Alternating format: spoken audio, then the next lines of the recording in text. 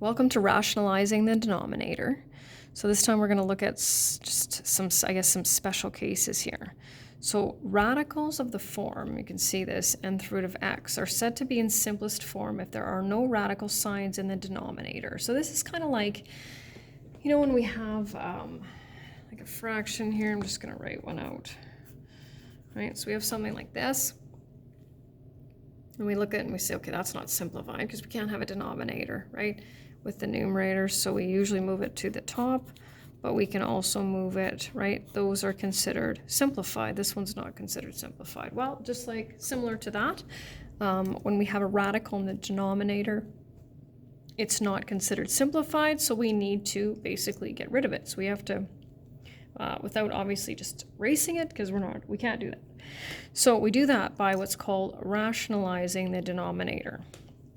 So what we want to do is we want to turn a root 5 into a 5, right? Because then obviously if it was a 5, we wouldn't have the radical anymore. Well, how do we do that? Well, we know that we can multiply anything by a form of 1, and we haven't changed it, right? So when we add fractions, for example, right, we multiply, we want to get, we need a common denominator, so we multiply one of them by 3 over 3, right? We haven't changed it, because anytime we multiply something by 1, it stays the same.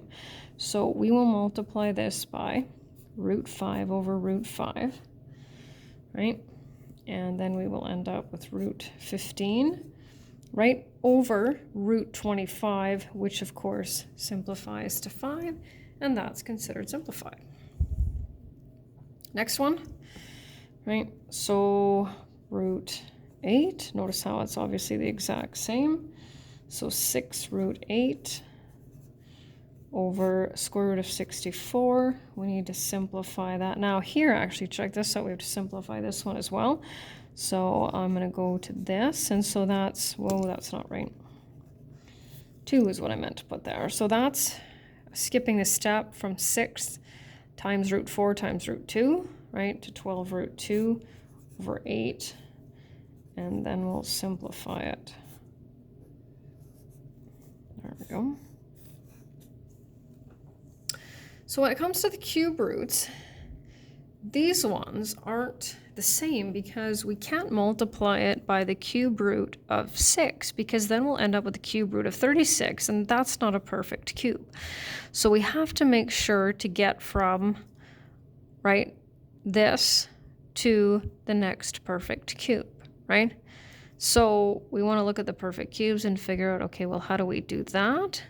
So because we're dealing with 3 of them, right, this is like perfect squares, so we can just take it. If we square that, that'll give us what we need, right? So you can either look at the perfect cubes and say, okay, which one can I get to? Or you can square that and multiply by cube root of 36 over the cube root of 36. And then we end up with the cube root of 252 over cube root of 216, which simplifies to that. Moving on with the variables. So because it is a square root, we can do that. And we get root 14wx over 2w. Can't simplify anything there. And then the last one on this screen is this one right here. So now we're dealing with 4th roots, right? So we don't want to go super, super high. So when I look at my perfect powers of 4, here they are. Look at that. I can go from 8 to 16. I don't need to cube that one and go super, super high. So it just depends, because you're going to have to simplify, right? So we're going to multiply. We know we're going to need a 4th root of something, right, over the 4th root of something. So 2 gets me to the first perfect power of 4. And when it comes to the exponents, right, we need multiples of 4. So then I'm going to need another p squared in order to get there. So I got 4, 2m cubed, n to the 5th, p squared, all over 4. Okay, so I did it this way this time, but we know this is a perfect power of 4. So we are, oh, and I forgot. Okay, I'm going to simplify this.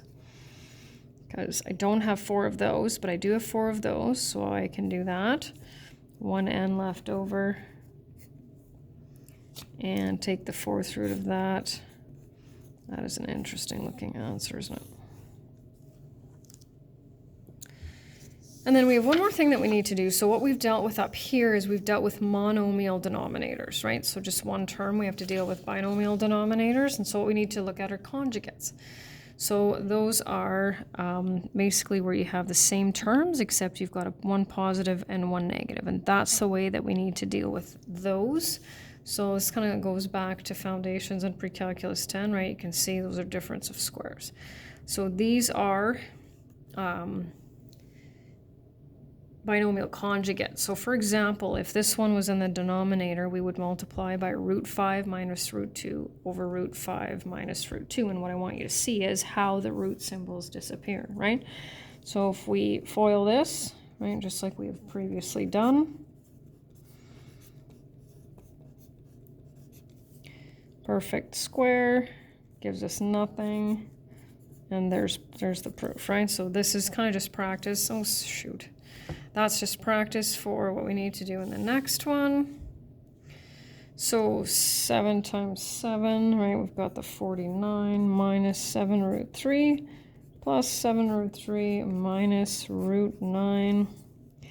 49 minus 3 and 46.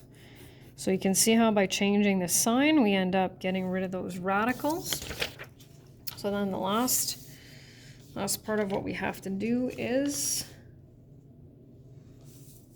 right here. So we can use those to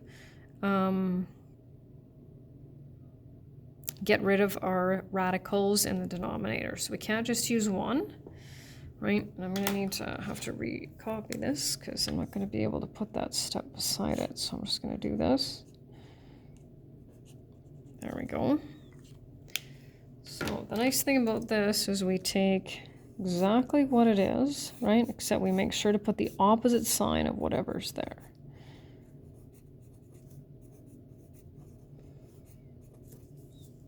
So 5 times 2, so we have 10 root 6 minus 5 root 3.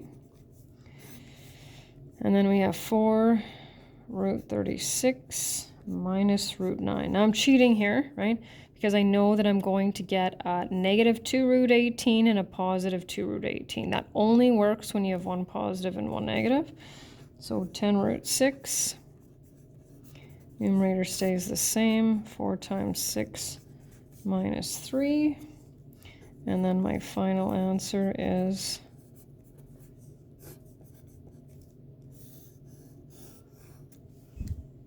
that.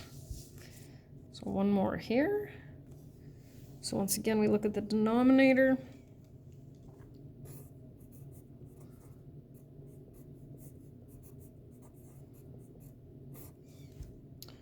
And then we have to make sure, okay, so they're the same. So we have to go root 9 plus root 3 plus root 3 plus 1. 1 times 1 is 1. All over, doing the firsts. Just those. So we have 3 plus 2 root 3 plus 1 over 3 minus 1. I could have done that. I didn't need to do that as a separate step, but that's okay. Okay. And notice how, because 2 divides evenly into both of those, we can simplify one step further. And that's it.